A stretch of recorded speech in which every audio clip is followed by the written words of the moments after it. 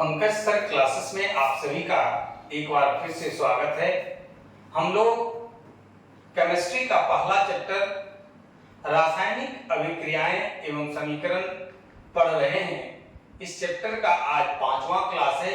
पिछले 4 क्लास के वीडियो को देखने के लिए डिस्क्रिप्शन में लिंक शेयर किया गया है, वहां से आप देख सकते हैं, सुन सकते हैं, समझ सकते हैं, सीख सकते हैं। अब आइए आज का जो टॉपिक है, आज का जो प्रश्न है बहुत ही महत्वपूर्ण है कि रासायनिक समीकरण से प्राप्त होने वाली सूचनाओं को लिखें। आखिर रासायनिक समीकरण से हमें क्या सूचनाएं मिलती है?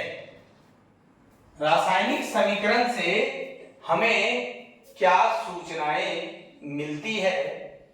तो एक रासायनिक समीकरण हम लोग लिखते हैं N2 प्लस 3H2 बनाता है 2NH3। इसमें when nitrogen is treated with hydrogen then ammonia is form. कि जब नाइट्रोजन की प्रतिक्रिया हाइड्रोजन के साथ कराई जाती है तब अमोनिया बनता है। अब आइए कि देखेंगे हम लोग कि ये जो रासायनिक समीकरण है, एक उदाहरण के तौर पर हम लोगों ने लिया, इससे हमें क्या क्या सूचनाएं मिलती है, क्या क्या जानकारियां मिलती है। तो सबसे पहले कि यह यानी रासायनिक समीकरण अभिकारकों एवं प्रतिफलों के संकेत या सूत्र की जानकारी देता है। हमारे पास ये रासायनिक समीकरण है, इससे हमें क्या जानकारी मिलती है? तो अभिकारक, हम लोग जानते हैं कि जो रासायनिक अभिक्रिया में भाग लेता है वे पदार्थ अभिकारक कहलाता है, और अभिकारक के संकेत या सूत्र की जानकारी मिलती है। हम लोग जानते हैं कि ये नाइट्रोजन है, ये हाइड्रोजन है, ये रासायनिक अभिक्रिया में भाग ले रहा है और प्रतिफल यानी अमोनिया बन रहा है। क्या बन रहा है? अमोनिया बन रहा है। अमोनिया का सूत्र NH3 है।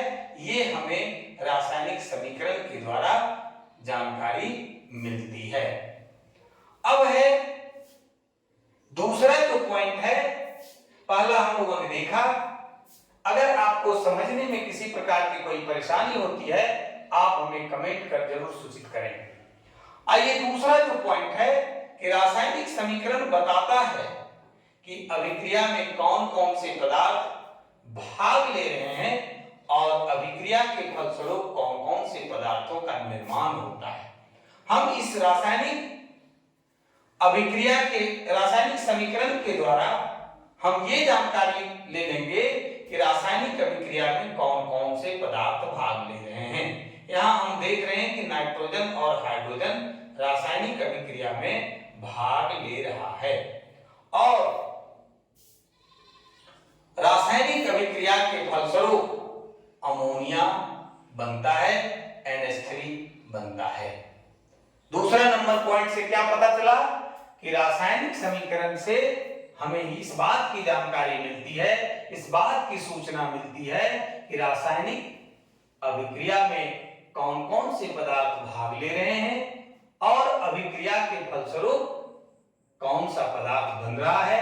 हम लोगों ने जो ये उदाहरण देखा, इसमें हम देख रहे हैं कि नाइट्रोजन और हाइड्रोजन भाग ले रहा है और अमोनिया रासायनिक अभिक्रिया के फलस्वरूप बन रहा है। ये रासायनिक समीकरण के द्वारा हमें सूचना मिलती है। तीसरा जो पॉइंट है कि यह अभिक्रिया में भाग लेने वाले अभिकारकों के परमाणुओं एवं अणुओं की आपेक्षिक संख्याओं की जानकारी देता है।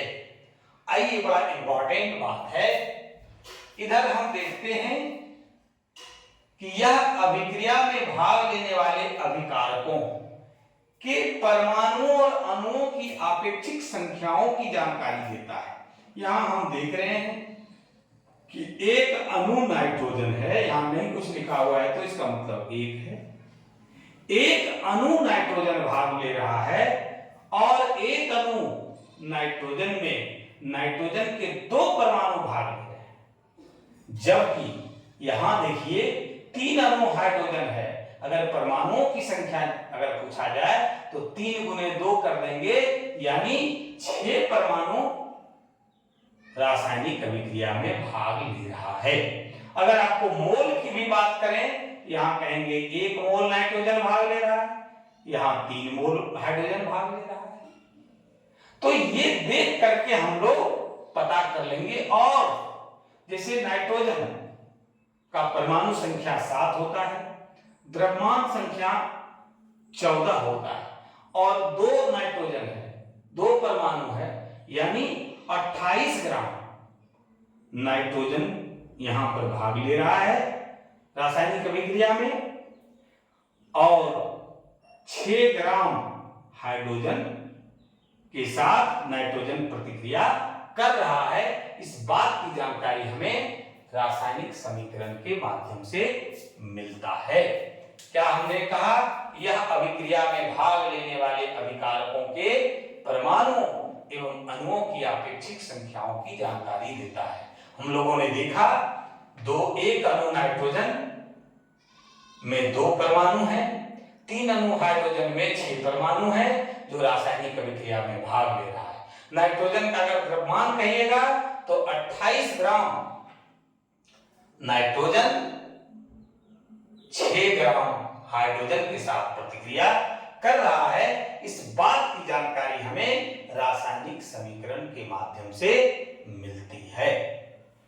अब देखिए चौथा पॉइंट और अंतिम पॉइंट है कि रासायनिक समीकरण के द्वारा अभिक्रिया के फलस्वरूप निर्मित प्रतिफलों के परमाणुओं और अणुओं की आपेक्षिक संख्याओं की जानकारी देता है। जिस प्रकार से हम लोगों ने देखा कि अभिकारकों के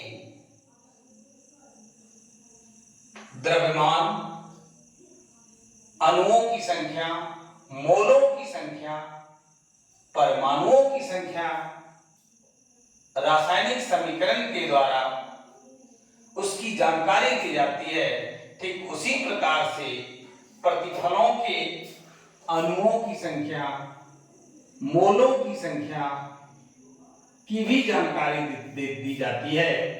अब देखिए कि यहां इस समीकरण के द्वारा, रासायनिक समीकरण के द्वारा रासायनिक अभिक्रिया के फलस्वरूप अमोनिया बनता है, और अमोनिया में 2 अणु अमोनिया है।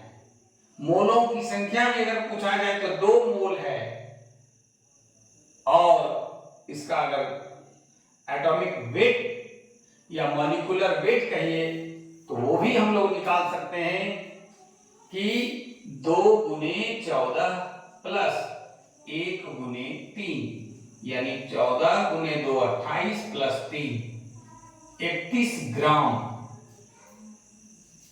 अमोनिया है, जब 28 ग्राम नाइट्रोजन की प्रतिक्रिया 6 ग्राम हाइड्रोजन के साथ कराई जाती है, तब 34 ग्राम, सॉरी ये यहां 2 गुने 3 कीजिए, 6 ग्राम, यानी 34 ग्राम अमोनिया बनता है।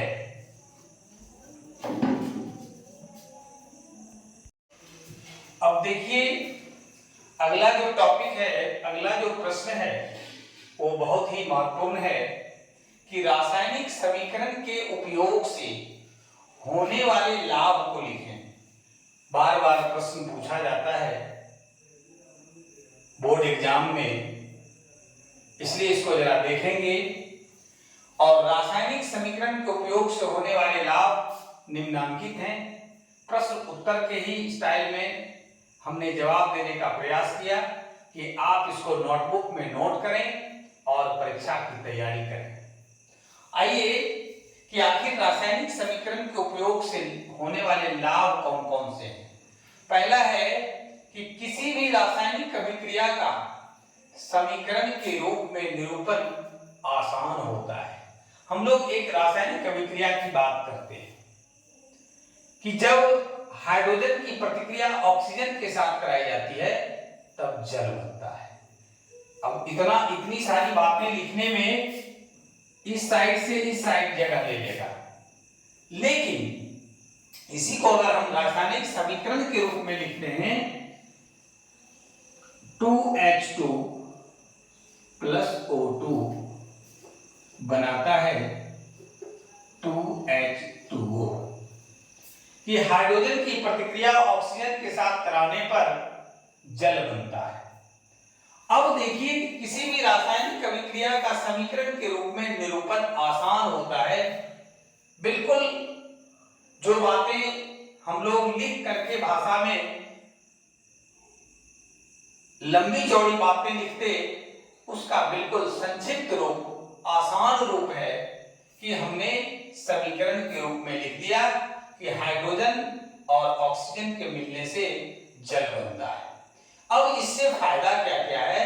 तो इससे समय की बचत होती है और लिखने के लिए कागज पर कम स्थान की आवश्यकता होती है। देख लीजिए, सच्चाई भी है। अगर इसी चीज को हम लोग लिखते कि 2 अणु हाइड्रोजन की प्रतिक्रिया 1 अणु ऑक्सीजन के साथ कराने पर 2 अणु जल बनता है, इतनी बातें लिखने में हमें बहुत सारा स्थान का जरूरत पड़ता और समय का भी जरूरत पड़ता। लेकिन समीकरण के माध्यम से हमने लिखा 2H2 प्लस O2 2H2O, इससे जगह भी कम मिला और समय की भी बचत होती है और स्पष्ट रूप से दिखता भी है। इसमें ये समीकरण बहुत कुछ बयान कर रहा है, बहुत कुछ बता रहा है कि 2 अणु हाइड्रोजन 1 अणु ऑक्सीजन के साथ अभिक्रिया करता है तो 2 अणु जल बनता है। इसमें कितना हाइड्रोजन है, कितना ऑक्सीजन है और इसके मिलने से फिर कितना जल बना, ये सब सारी बातों की जानकारी परिलक्षित हो रहा है, दिखाई पड़ रहा है, प्रदर्शित किया जा रहा है रासायनिक समीकरण से। इसलिए रासायनिक समीकरण के उपयोग से ये हमें लाभ होता है, इस समय की भी बचत होती है, कागज पर कम स्थान भी लगता है। दूसरा है कि रासायनिक समीकरण की सहायता से प्रतिफल की एक निश्चित मात्रा के निर्माण के लिए आवश्यक अभिकारकों के द्रव्यमानों की गणना ठीक की जा सकती है। अब इसी उदाहरण को लीजिए कि यहां पे 4 ग्राम हाइड्रोजन है। कितना है? 4 ग्राम। इसको जानिए, हाइड्रोजन का जो एटॉमिक वेट होता है वो 1 होता है। 4 परमाणु हाइड्रोजन का है, इसलिए ये 4 ग्राम। अब आइए ऑक्सीजन की बात करते हैं। एक अणु, एक परमाणु किसी ऑक्सीजन तत्व के एक परमाणु का जो एटॉमिक वेट होता है वो 16 ग्राम होता है। 2 परमाणु है, इसलिए ये 32 ग्राम है। अब देखिए ये जो बना हमारा कितना ग्राम बना है? तो 4 हाइड्रोजन है, 1 प्लस 2 गुने 16, ये हमारा हो गया 4 और 32 यानी 36 ग्राम। इधर भी देखिए 36 ग्राम है, इधर भी 36 ग्राम है। तो यहां पर रासायनिक समीकरण से हमें ये जानकारी मिलती है कि अगर हमको 36 ग्राम जल बनाना है तो उसके लिए 32 ग्राम ऑक्सीजन और 4 ग्राम हाइड्रोजन की आवश्यकता पड़ेगी। अगर हम 4 ग्राम हाइड्रोजन लिए, 32 ग्राम ऑक्सीजन लेंगे तो उस स्थिति में 36 ग्राम जल बनेगा। अगर इसी को आधा कर दीजिए, अगर 18 ग्राम जल बनाना है तो उस स्थिति में 16 ग्राम ऑक्सीजन और 2 ग्राम हाइड्रोजन लेना होगा, तब 18 ग्राम जल बन जाएगा। ये रासायनिक समीकरण के उपयोग से लाभ होता है कि देख करके हमें उसके लिए हमें कितना प्रतिकारक का जरूरत पड़ेगा, कितना अभिकारक का जरूरत पड़ेगा, उतना ही हम मात्रा लेते हैं और उस रेशियो से हम फिर प्रतिफल प्राप्त करते हैं, प्रोडक्ट प्राप्त करते हैं। आज की क्लास में हम लोगों ने पढ़ा कि रासायनिक समीकरण के द्वारा हमें क्या क्या सूचनाएं मिलती है, और दूसरा जो प्रश्न है कि रासायनिक समीकरण के उपयोग से क्या लाभ मिलता है। अगर आपको समझने में किसी भी प्रकार का कोई परेशानी हो तो आप हमें कमेंट कर जरूर सूचित करें। आपकी तैयारी मुकम्मल होगी, ये मैं बार बार भरोसा और विश्वास दिलाता हूं। आप जुड़े रहिए। अगर वीडियो अच्छा लगे तो लाइक और शेयर जरूर करें, अपने साथियों तक जरूर पहुंचाएं। जो लोग चैनल को अभी तक सब्सक्राइब नहीं किए हैं, सब्सक्राइब जरूर करें। आज की क्लास में बस इतना ही। धन्यवाद।